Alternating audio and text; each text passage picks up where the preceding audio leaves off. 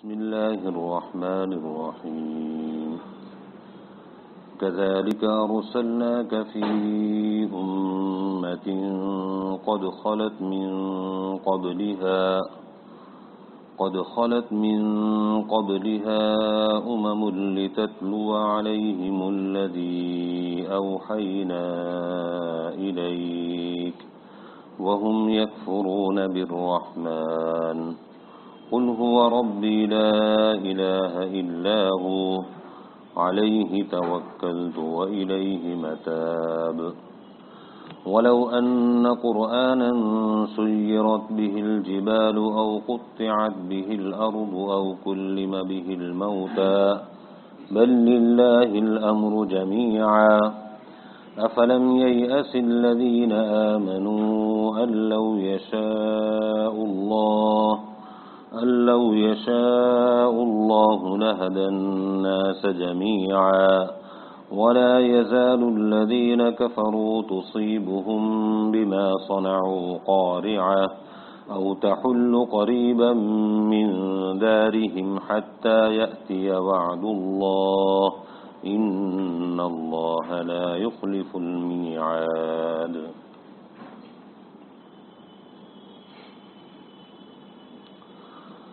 اللہ جل شانہ نے نبی کریم صلی اللہ علیہ وسلم کو رسول اور پیغمبر بنا کر مبعوث فرمایا.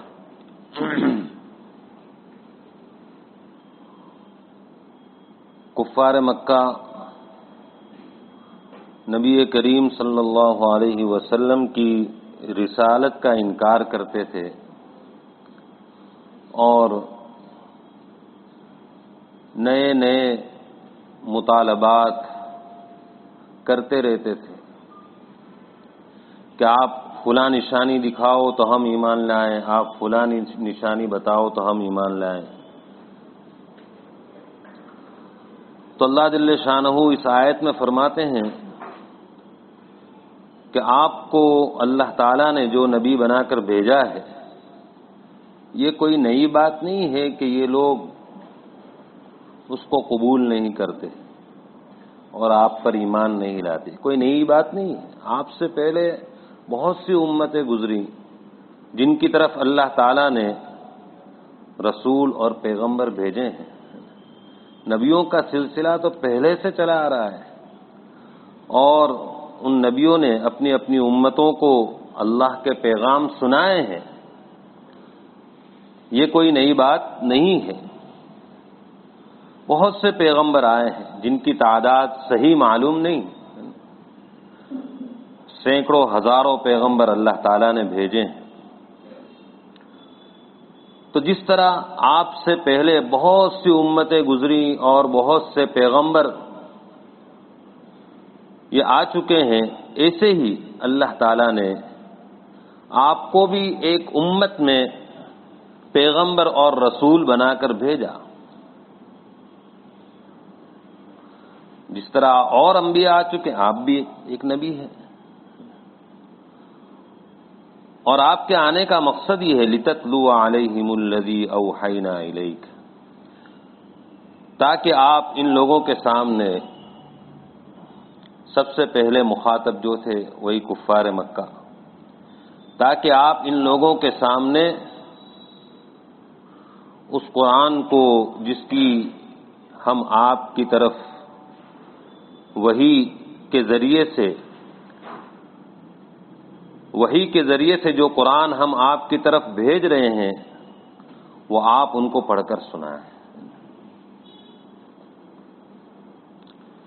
گویا اللہ کا یہ پیغام جو قرآن کی شکل میں اتر رہا ہے آپ لوگوں تک پہنچائیں. یہ آپ کی بعثت کا مقصد ہے. اور چونکہ یہ لوگ عرب تھے اور عربی یہ ان کی زبان تھی تو وہ لوگ جب ان کے سامنے آیتیں پڑھی جاتی تھی سمجھ لیتے تھے. ہاں جن آیتوں کی تفسیر کی ضرورت ہوتی تو نبی کریم صلی اللہ علیہ وسلم اس کی تفسیر بھی فرما دیتے تھے.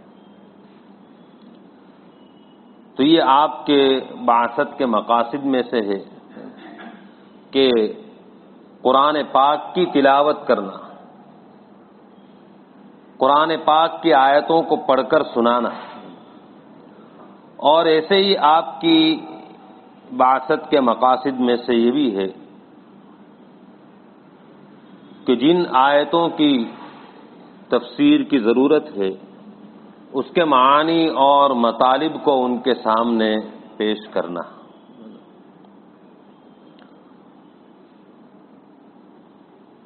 اور اسی طرح آپ کے بعثت کے مقاصد میں سے حکمت بھی ہے کہ آپ ان کو حکمت کی تعلیم دیں، یعنی حدیث کی، سنت کی تعلیم دیں۔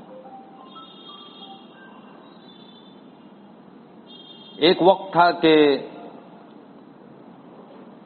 یہ علم تفسیر اور اسی طرح علم حدیث، علم عقائد اور علم الفقہ، مسائل کا علم، یہ اتنا لوگوں کے اندر عام تھا کہ گلی کوچوں میں، بازاروں میں، گھر گھر میں اس کے چرچے تھے۔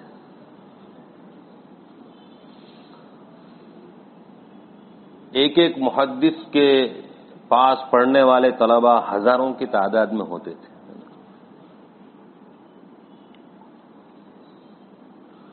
اور آج یہ سارے علوم یہ نامانوس ہو گئے۔ بہت کم لوگوں کو چھوڑ کر اگر لوگوں کے سامنے یوں کہا جائے علم تفسیر، علم حدیث، علم الفقہ، علم العقائد، تو وہ لوگ تعجب سے سنتے ہیں کہ یہ سب کیا ہے۔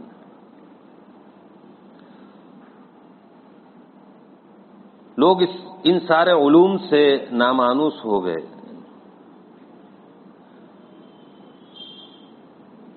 جبکہ ایک وقت تھا کہ سب لوگ اس سے واقف، کہ علم تفسیر تو کوئی نئی چیز نہیں، سب گلی کوچوں میں، بازاروں میں اس کے تذکرے ہوتے تھے۔ علم الفقہ، مسائل کا علم، علم العقائد، علم حدیث بہت عام تھا۔ جس طرح آج اگر یوں کہا جائے بھئی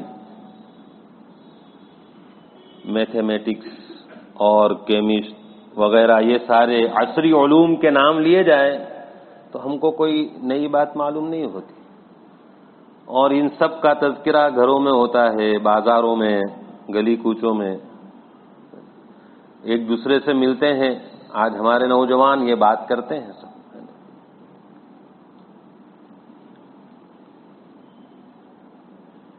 کیا وجہ ہوئی کہ ایک وقت تو یہ تھا کہ نبی کریم صلی اللہ علیہ وسلم کے جو یہ مقاصد ہیں، قرآن پاک کی تلاوت کرنا، قرآن پاک پڑھ کر سنانا، قرآن پاک کے مطالب تفسیر بیان کرنا اور لوگوں کو مسائل بتلانا، اور اسی طرح حدیث اور سنت لوگوں کو سکھانا، یہ نبی کریم صلی اللہ علیہ وسلم کے دنیا میں آنے کے مقاصد میں سے یہ سب آپ کے کام ہیں کہ ایک وقت تھا کہ اتنا عام تھا اور یہ بالکل اب نامانوس ہو گئی یہ ساری چیزیں۔ اس کی وجہ کیا ہوئی؟ تو اس کی وجہ یہ ہے کہ جب شروع میں اسلامی حکومتیں تھیں اور دور دور تک پھیلی ہوئی تھیں، لیکن جب اغیار کا ان کے اوپر تسلط ہوا اور یہ اسلامی کالونی پوری اور یہ اسلامی دنیا، دور دور تک اسلام تھا، یہ ساری اسلامی کالونی اور اسلامی دنیا یہ پوری یورپ کے تابع ہو گئی اور ان کے کلچر میں ڈھل گئی، اور ان اغیار کا ان کے اوپر تسلط ہوا، وہ ان کے اوپر غالب آنے لگے، تو پھر انہوں نے یہ سارے علوم کو، علم حدیث، علم تفسیر اور علم الفقہ، ان سب علوم کو انہوں نے زیرو کر دیا کہ مسلمان چاہے جتنا ہی بڑا عالم بن جائے، بڑا فقیہ بن جائے، بڑا مفسر محدث بن جائے، لیکن سرکاری کاغذات میں وہ اس کی کوئی حیثیت نہیں، اس تعلیم کی کوئی حیثیت نہیں، سرکاری کاغذات میں گویا یہی سمجھا جائے گا کہ یہ کچھ پڑھا ہوا نہیں ہے، زیرو۔ یہ ساری دینی علوم کی حیثیت اتنی گھٹا دی اور اتنی آہستہ آہستہ اس کو ختم کر دی۔ یہ کب ہوا؟ جب اغیار کا تسلط، اسلامی حکومت پر ان کا تسلط ہوا، غلبہ ہوا، تو انہوں نے یہ سارے دینی علوم کو آہستہ آہستہ اس طرح ختم کیا۔ اب مسلمانوں نے دیکھا کہ ہم ہماری اولاد کو اگر یہ علوم کی تعلیم دیتے ہیں، ان کو عالم بناتے ہیں، عالم بنانے میں یہ سب علوم آتے ہیں، جو بچہ عالم بنتا ہے تو تفسیر بھی پڑھتا ہے، حدیث بھی پڑھتا ہے، اور فقہ اور مسائل بھی پڑھتا ہے، عقائد کی تعلیم بھی اس کو دی جاتی ہے، اس کے علاوہ دیگر علوم۔ تو مسلمانوں نے دیکھا کہ اگر ہم بچے کو یہ سارے علوم پڑھاتے ہیں تو کیا فائدہ؟ کوئی اس کی تو کوئی حیثیت نہیں ہے، نہ اس کی وجہ سے کوئی ملازمت ملے گی، نہ کوئی نوکری ملے گی اس کو۔ اور اگر یہ علوم چھوڑ کر عصری علوم پڑھاتے ہیں تو اس میں ملازمت بھی مل رہی ہے، نوکری اور سروس سب مل جاتی ہے۔ تو مسلمانوں نے اس کی طرف سے اپنا رخ موڑا، جس کی وجہ سے اب ان سارے علوم سے بہت سی اکثریت لوگوں کی نامانوس ہو گئی۔ ہاں، البتہ کچھ لوگ تھے جنہوں نے یہ سوچا کہ چاہے یہ علوم جن کو سرکاری کاغذات میں کوئی حیثیت نہیں ہے، لیکن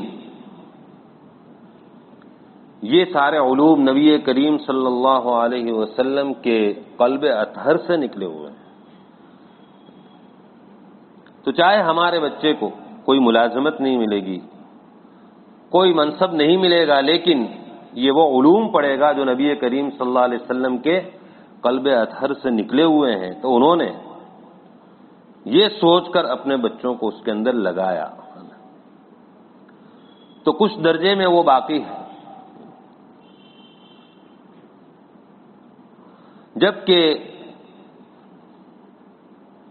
یہ علوم جس کی طرف سے رخ پھیرا جا رہا ہے، علم تفسیر، علم حدیث، علم الفقہ، جس کی طرف سے آج بالکل غفلت ہے اور اکثریت اس سے ناواقف ہے، حالانکہ اس کی سخت ضرورت ہے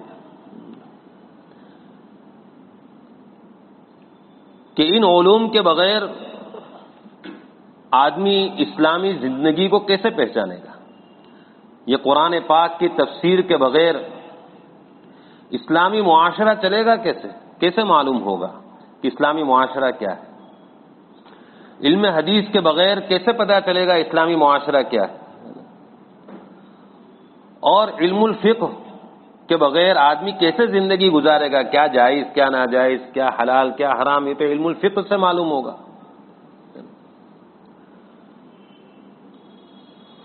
تو ان علوم کی جبکہ اتنی زیادہ سخت ضرورت ہے، لیکن بہت کم درجے میں یہ اب باقی رہ گیا، جبکہ عصری علوم کی اہمیت اس سے انکار نہیں ہے، لیکن اس کے اندر ایسے لوگ لگے کہ اس سے بالکل رخ پھیر دیا اور اس کو ایک زائد چیز سمجھا جانے لگا، جبکہ اصل علوم تو یہی ہے، علم حدیث، علم فقہ، علم تفسیر وغیرہ۔ آج ہم 17-18 سال کا لڑکا جس نے عصری علوم میں مختلف ڈگریاں حاصل کر لی ہوں اور اس نے اپنا معاشرے کے اندر ایک کیریئر بھی بنا دیا،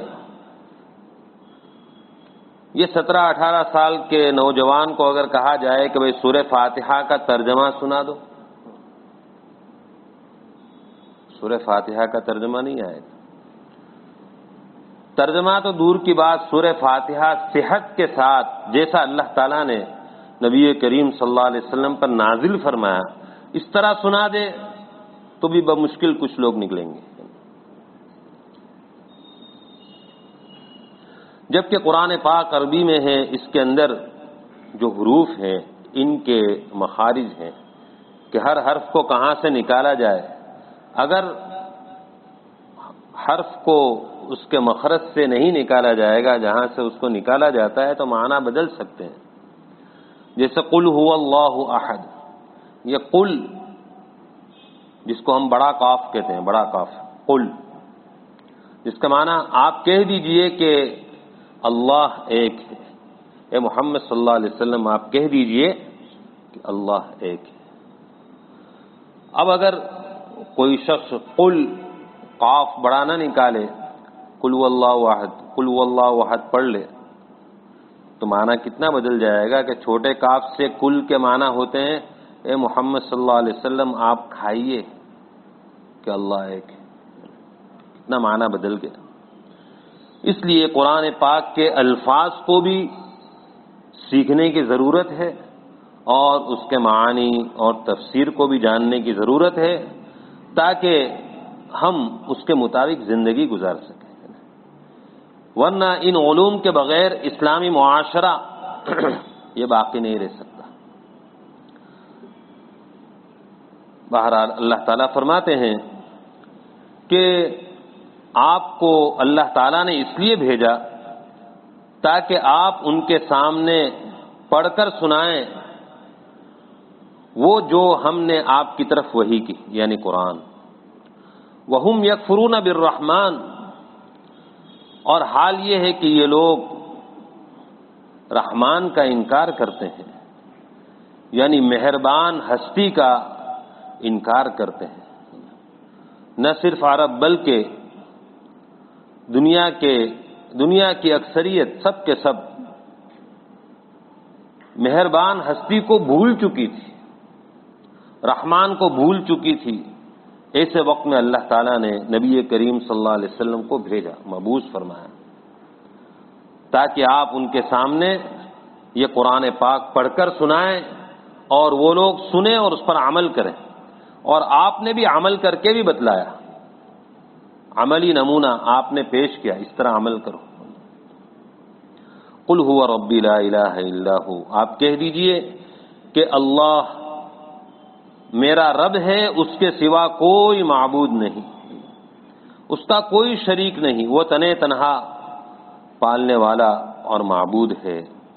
حاجت روا مشکل کشا وہی ہے، حاجتیں وہی پوری کرتا ہے، مشکلات کو وہی دور کرتا ہے. اس لیے ہر حال میں بندہ اللہ ہی کی طرف رجوع ہو. علیہ توکلت، اسی پر میں نے بھروسہ کیا.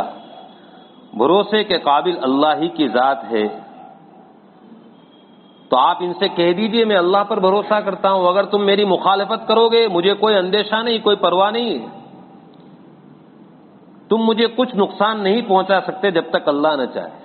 میں نے اللہ پر بھروسہ کیا ہے. وَإِلَيْهِ مَتَابُ، اور اسی اللہ کی طرف مجھے لوٹنا ہے. وَلَوْ أَنَّ قُرْآنًا سُيِّرَتْ بِهِ الْجِبَالُ، اس آیت کا شان نزول یہ ہے، اس وقت نازل ہوئی کہ ایک مرتبہ ابو جہل جو مکہ کے سرداروں میں سے ہے، اور ایسے ہی عبداللہ ابن امیہ، یہ دونوں خاص اور بھی لوگ تھے ان کے ساتھ، خانہ کعبہ کے پیچھے بیٹھے ہوئے تھے. تو ان لوگوں نے عبداللہ ابن امیہ کو نبی کریم صلی اللہ علیہ وسلم کے پاس بھیجا کہ جاؤ جا کر آپ سے کچھ سوالات کرو. چنانچہ عبداللہ ابن امیہ نبی کریم صلی اللہ علیہ وسلم کے پاس آیا اور اس نے کہا کہ اگر آپ چاہتے ہیں کہ ہم آپ پر ایمان لے آئیں، اگر آپ چاہتے ہیں کہ ہم آپ کے اوپر ایمان لے آئیں، بلکہ ہم نے ساری قوم آپ پر ایمان لے آئے، اگر آپ یہ چاہتے ہیں تو ایسا کریں کہ یہ قرآن جو ہے معجزہ جس کو آپ کہتے ہیں، تو اس قرآن کے ذریعے سے یہ مکہ کے سارے پہاڑوں کو ہٹا دیں، یہ مکہ کی سرزمین پہاڑوں سے گھری ہوئی ہے، سب طرف پہاڑ ہے، نہ ہم کھیتی کر سکتے ہیں، نہ باغات لگا سکتے ہیں. تو آپ ایسا کریں کہ اس قرآن کے ذریعے سے آپ یہ پہاڑوں کو ہٹا دیں یہاں سے، تاکہ ہم کھیتی باڑی کر سکیں، باغات لگا سکیں. اگر اب آپ چاہتے ہیں ہم ایمان لے آئیں تو آپ یہ کام کر دیں. جبکہ آپ خود کہتے ہیں کہ اللہ تعالیٰ نے حضرت داؤد علیہ السلام کے لیے پہاڑوں کو مسخر کر دیا تھا، کہ حضرت داؤد علیہ السلام جب تسبیح پڑھتے تو پہاڑ بھی تسبیح پڑھنے لگتا تھا. اس طرح پہاڑ ان کے تابع تھے، یہ پڑھتے وہ پڑھتے. تو آپ داؤد علیہ السلام سے کمتر تو نہیں، وہ نبی تھے اللہ کے، آپ تو سید الانبیاء ہیں. تو لہذا آپ ہمارے لیے یہ کام کر دیں، ہمارے لیے آسانی ہو جائے گی. ایسے ہی دوسرا مطالبہ یہ کیا کہ آپ اس قرآن کے ذریعے سے ایسا کریں کہ زمین کی مسافت جو ہے یہ ہمارے لیے جلدی سے طے ہو جائے. ہم کو ملک شام جانا ہوتا ہے، یمن جانا ہوتا ہے، مہینے لگ جاتے ہیں. تو آپ ایسا کریں کہ ہم مختصر وقت میں پہنچ جائیں وہاں پر. دیکھو حضرت سلیمان علیہ السلام اللہ کے نبی تھے، اللہ تعالیٰ نے ان کے لیے ہوا کو مسخر کیا تھا، تو وہ تخت پر بیٹھتے اور وہ ہوا ان کو مہینوں کا سفر کچھ ہی وقت میں کرا دیتی تھی.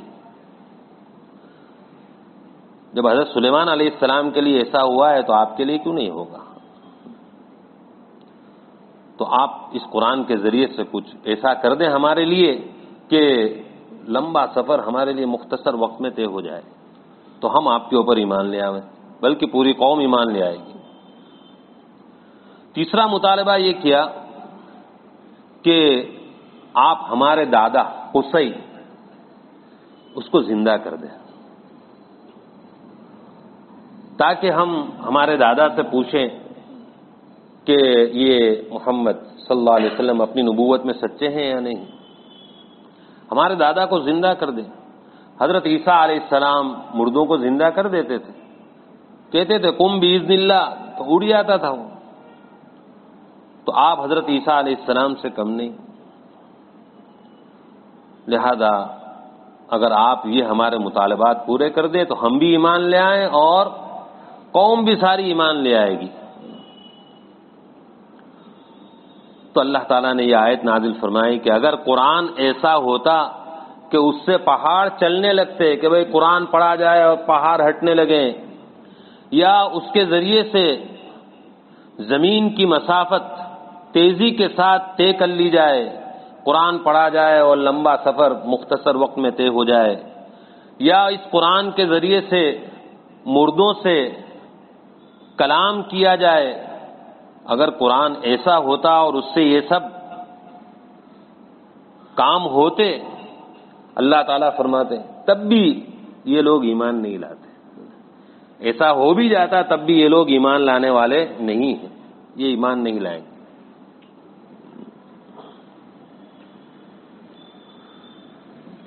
ایسے کرشمے جو خود یہ جس کا مطالبہ کر رہے ہیں ایسا ہو جائے ایسا ہو جائے، اگر ایسا کر بھی دیا جائے تو اللہ تعالیٰ فرماتے نہیں لائیں گے ایمان. اس لیے کہ ایمان کے لیے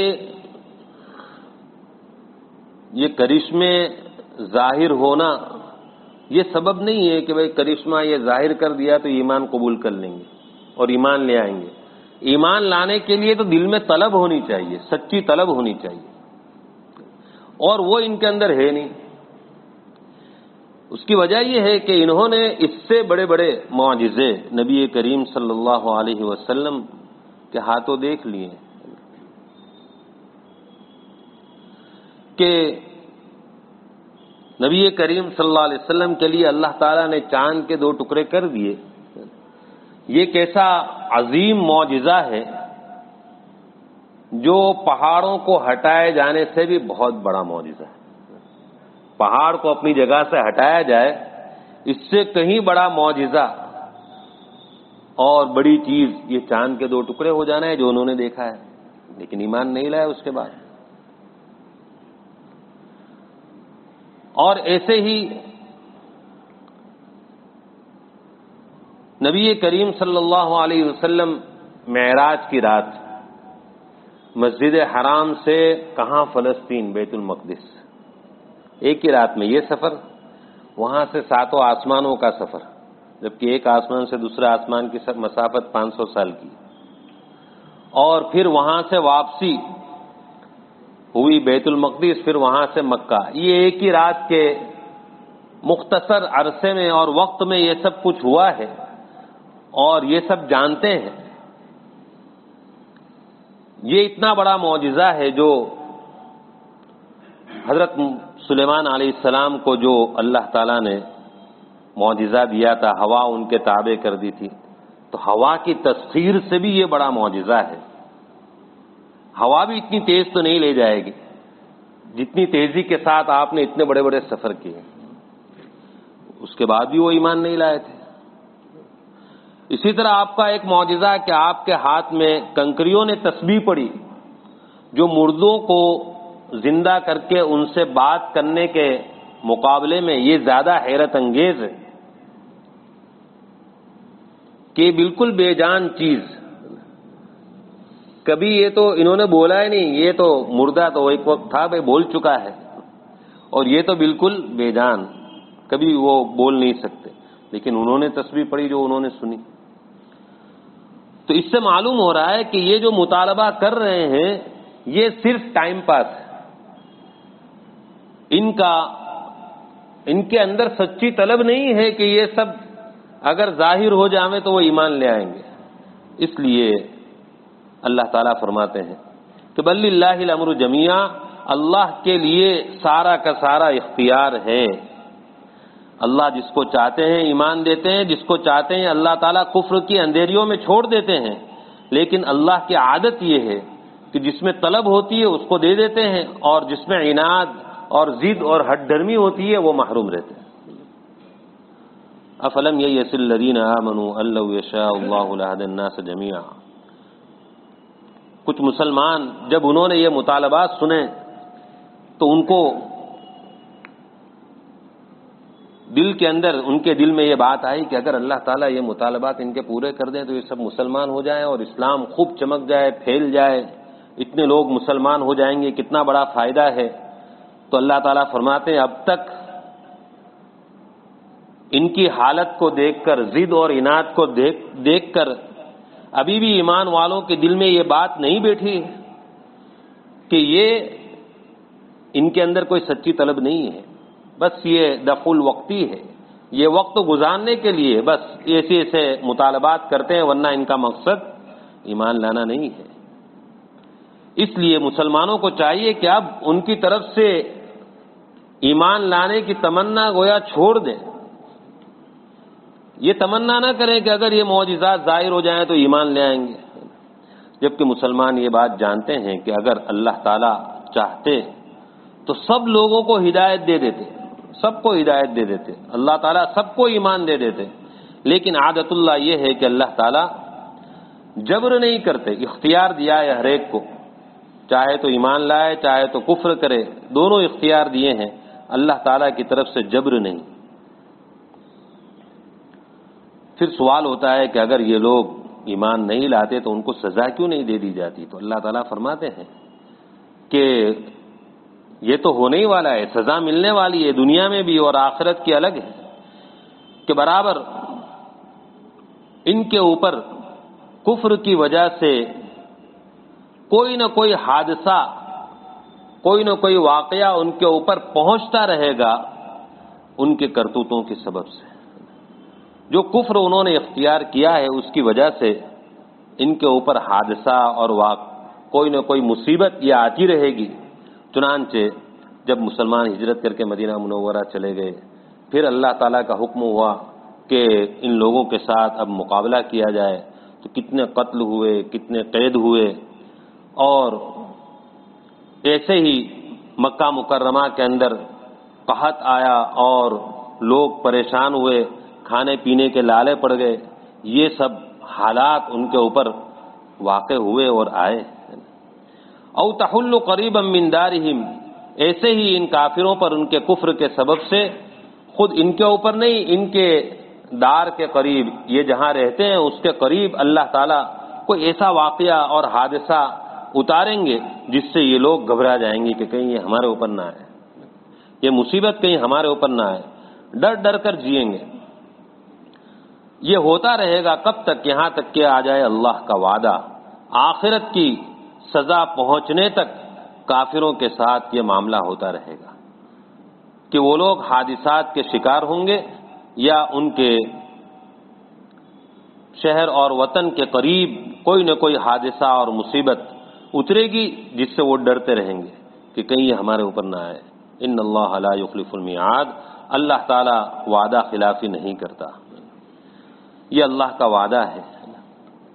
بہرحال ان آیتوں کے ذریعے سے اللہ تعالیٰ نے یہ بات بتلا دی کہ جن کے دلوں میں سچی طلب ہوتی ہے ان کو اللہ تعالیٰ ہدایت دیتے ہیں، اور جن کے دلوں میں عناد، ضد اور ہٹ دھرمی ہوتی ہے، اپنی وہ لائن بدلنا ہی نہیں چاہتے اور صحیح رخ پر آنا ہی نہیں چاہتے، تو پھر اللہ تعالیٰ کی طرف سے بھی ان کے اوپر جبر نہیں ہوتا، زبردستی ہدایت نہیں دی جاتی، اور استعداد جو ہدایت حاصل کرنے کی ہے وہ پھر ختم ہو جاتی ہے۔ اللہ تعالی ہم سب کی حفاظت فرمائے۔ سبحانک اللہم وبحمدک وتبارک اسمک وتعالی جدک ولا الہ غیرک لا الہ الا انت سبحانک انی کنت من الظالمین وإلہکم الہ واحد لا الہ الا هو الرحمن الرحیم اللہم صل علی محمد عبدک ورسولک وصل علی المؤمنین والمؤمنات والمسلمین والمسلمات۔ اے اللہ ہمارے گناہوں کو معاف فرما، ہماری خطاؤں سے درگزر فرما، ہماری سیئات کو حسنات سے مبدل فرما۔ یا اللہ خلوت جلوت کے گناہوں کو معاف فرما، جو گناہ سب کے سامنے کیے وہ بھی معاف فرما، جو تنہائی میں کیے وہ بھی معاف فرما، جو جان کر کیے وہ بھی معاف فرما، جو غلطی سے سرزد ہوئے ان کو بھی معاف فرما۔ یا اللہ ہماری مغفرت فرما، ہمارے والدین کی مغفرت فرما، ہمارے اہل و عیال کی مغفرت فرما، ہمارے بھائی بہنوں کی مغفرت فرما، ہمارے اعزاء اور اقارب کی مغفرت فرما، ہمارے اساتذہ اور مشائخ اور طلباء کی مغفرت فرما۔ یا اللہ پوری امت محمدیہ کی پوری بخشش کے فیصلے فرما دے۔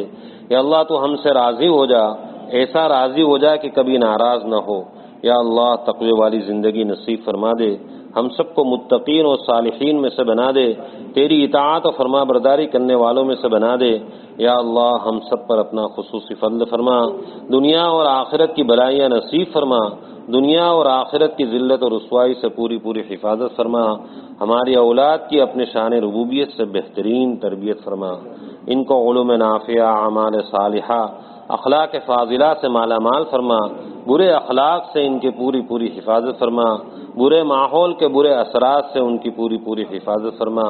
اے اللہ رحم و کرم کی تکمیل فرما دے، عفو اور عافیت کا معاملہ فرما دے، اس وبا کو ختم فرما، نیست و نابود فرما، جو محفوظ ہیں آئندہ بھی ان کو محفوظ فرما، جو بیمار ہیں ان کو شفاء کاملہ عاجلہ مستمرہ نصیب فرما۔ یا اللہ جب تک تو زندہ رکھ، اسلام پر قائم رکھ۔ یا اللہ ہماری موت جب آئے تو اس حال میں آئے کہ ہمارا دل ایمان کے نور سے منور ہو، زبان پر کلمہ طیبہ جاری ہو، تو ہم سے راضی ہو، ہم تجھ سے راضی ہو، تیرے بندے اور بندیوں میں سے کسی کا کوئی حق واجب الادا باقی نہ رہ گیا ہو۔ یا اللہ ایسی مبارک موت نصیب فرما، مرنے کے بعد کی تمام منزلوں میں کامیابی نصیب فرما کر بغیر حساب کتاب کی جنت الفردوس نصیب فرما۔ یا اللہ پریشان حالوں کی پریشانیوں کو دور فرما، مصیبت زدوں کی مصیبتوں کو دور فرما۔ یا اللہ نبی کریم صلی اللہ علیہ وسلم نے جتنی خیر و بلائی تجھ سے مانگی ہم کو اور پوری امت کو عطا فرما، جن شرور اور برائیوں سے پناہ چاہی ان سے ہماری اور پوری امت کی حفاظت فرما۔ ربنا تقبل منا انك انت السميع العليم وتب علينا انك انت التواب الرحيم وصلى الله على النبي الكريم برحمتك يا ارحم الراحمين۔